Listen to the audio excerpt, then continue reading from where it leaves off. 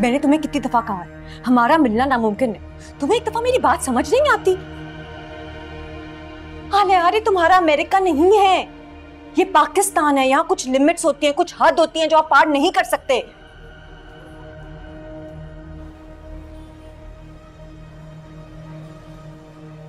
जाओ यहां से। अपनी नेक नियति या सच्चाई जाहिर करने का मेरे पास इससे बेहतर रास्ता और कोई नहीं था, और मैं तुम्हें अपनी सच्चाई से ही हासिल करूंगा। कर लिया तुमने जो करना था, अब मेरी बात सुन लो। आइंदा यहाँ का रुख करने की जरूरत नहीं है। तेरे पेरेंट्स के सामने बहुत बेइज्जती करा दी है तुमने मेरी, बहुत हो गया। जाओ जाओ।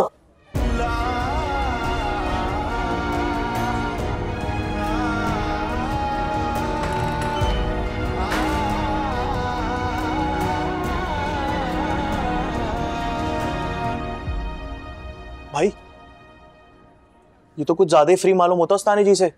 मैंने खुद देखा दरवाजे पे खड़े होकर इतनी देर कब पे।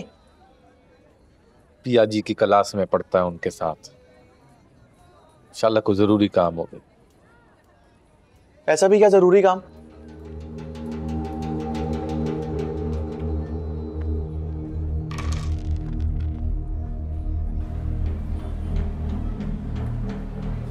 हाँ भाई, हो गई मुलाकात? हाँ हाँ हो गई।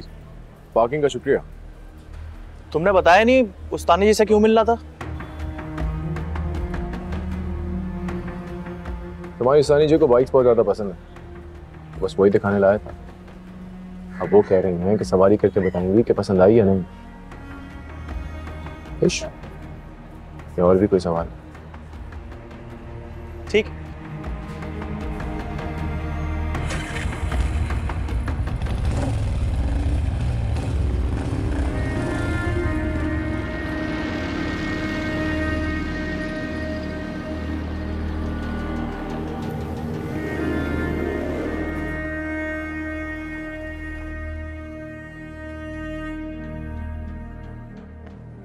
भाई ये तो मोटरसाइकिल की शो मारने के लिए आया था। छोटे लोग छोटी सोच। चाय लेकर आ।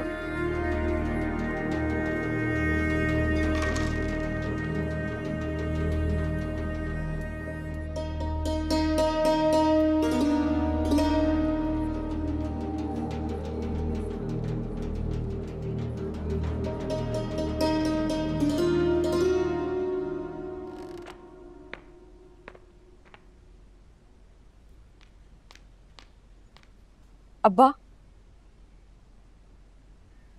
अब्बा कसम से मेरी कोई गलती नहीं है। मैंने उसको यहाँ नहीं बुलाया था, वो खुद आया था और मुझे तो ये पता भी नहीं था कि वो ये सब कह देगा आके। अब्बा बात तो सुने।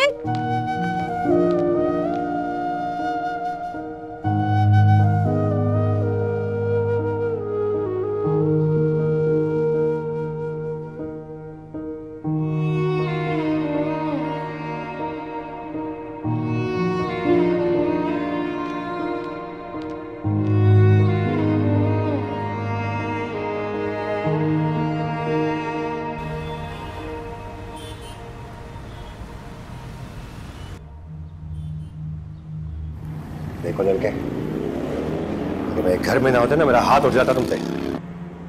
हम शरीफ लोग हैं और शरीफ घरानों के रिश्ते अपनी हैसियत के शरीफ घरानों में होते हैं। कर लिया तुमने जो करना था, अब मेरी बात सुन लो। आइंदा यहाँ का रुख करने की जरूरत नहीं है। तेरे पेरेंट्स के सामने बहुत बेइज्जती करा दी है तुमने मेरी, बहुत हो गया। जाओ जाओ।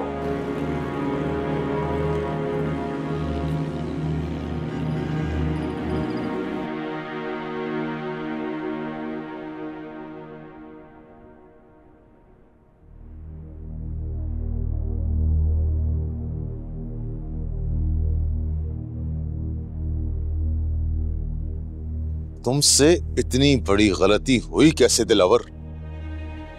बहुत चर्बी चढ़ गई तुम में। एक ड्यूटी दी नहीं जा सकती तुमसे? तुम्हारी और तुम्हारी पूरी टीम की खाल खिंचवा दूंगा मैं। मुझे समझ नहीं आ रहा कि वो अकेला गया कैसे। तुम सबके सब कहां मर गए थे?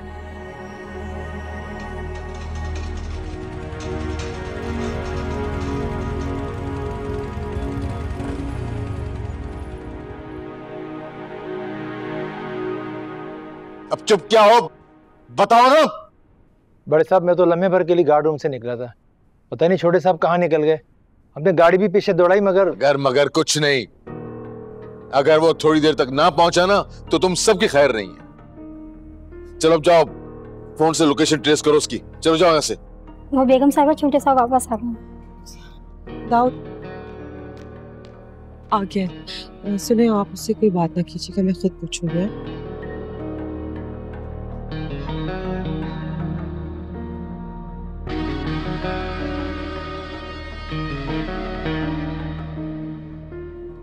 आइंदा इस तरह की लापरवाही दिखाई ना तुमने तो तुम सबको फारिग कर दूंगा मैं। बेहतर साहब जाया से।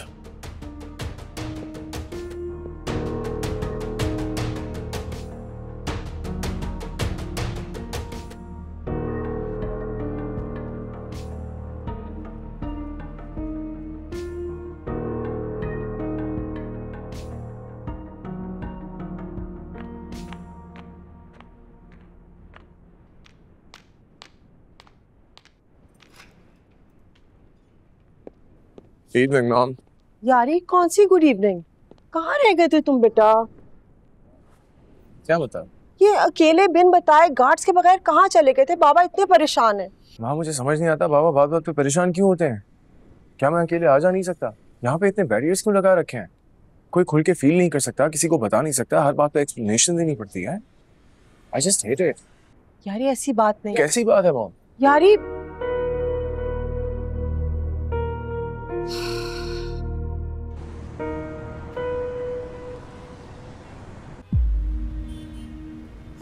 तुम जानते हो मैं मजबूर थी।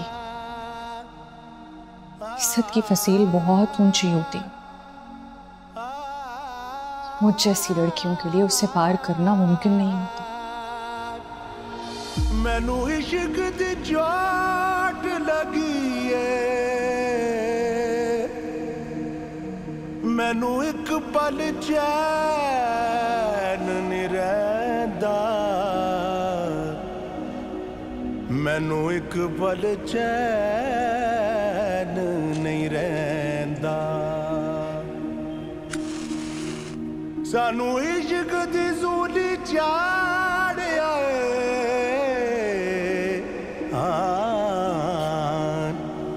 सानू इश्क दी सूली चाढ़िया। मिडिल क्लास फैमिलीज अपनी बेटियों को ब्याहते वक्त हमेशा को मजबूत सहारा ढूंढती हैं। समझते क्यों नहीं हो सावल? अब्बा इस तरह से मेरा हाथ कभी तुम्हारे हाथ में नहीं देंगे। तुम्हें उन्हें कोई काम करके दिखाना होगा ताकि उन्हें कुछ तो आसरा हो। मोहब्बत से बड़ा भी कोई काम होता है सस्सी जी। जहां तक रही बात नौकरी की, ये गुलामी सावल से ना हो पाएगी। अलबत्ता मैं वादा करता हूं,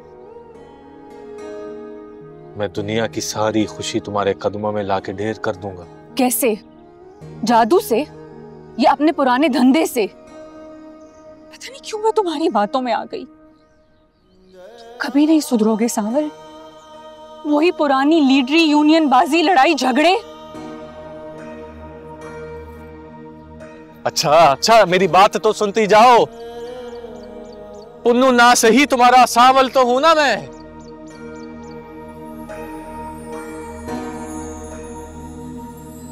सावल मोड़ मोहारा मोहारा नू डेरा साडे दिल विच ला कहती सारी दुनिया जोगी